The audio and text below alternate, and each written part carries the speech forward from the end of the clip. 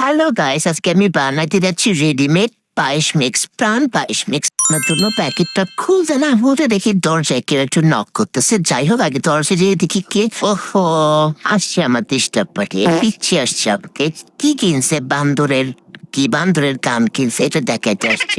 একে তাড়াতাড়ি ভাগাইতে হবে। যাও যাও যাও, তাড়াতাড়ি বাসায় যাও। চুলায় দুধ দিয়েছি এবং এর ভিতরে আমি পরিমাণ মতো চিনি দিয়েছি। এরে, আমার তো মেইন জিনিসই দেওয়া হয় নাই। প্যাকেটটা খুলতে হবে দ্রুত দ্রুত। ইস সালাম, দিন খাই দিয়ে কি হয়েছে? আমি এখন একটা প্যাকেট খুলতে পারি। আইডিয়া, আমার কাছে তো আছে প্রাচীন কালের একটা কাঁচি। এটা দিয়ে আমি এটা কেটে ফেলতে পারি। হ্যাঁ, ঠিক আছে। এখন এটাকে আমার ঢেলে দিতে হবে দুধের ভিতরে দিয়ে। এটাকে নাড়াচাড়া করে 15 মিনিটের মতো জাল হতে দিতে হবে। কিন্তু এখন প্রশ্ন হচ্ছে যে এই 15 মিনিট আমি কি করবো?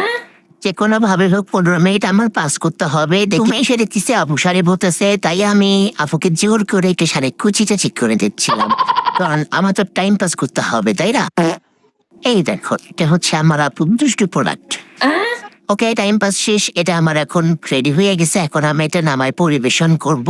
এটা হচ্ছে যে আমার ফাইনাল লুক। দেখো, রেডি হয়ে গেছে আমার গরম গরম পায়েস। এখন তোমরা প্রশ্ন করতে পারো যে আপু বাদাম কিসমিস কোথায়? সুন্দর করে সাজাও নাই কেন?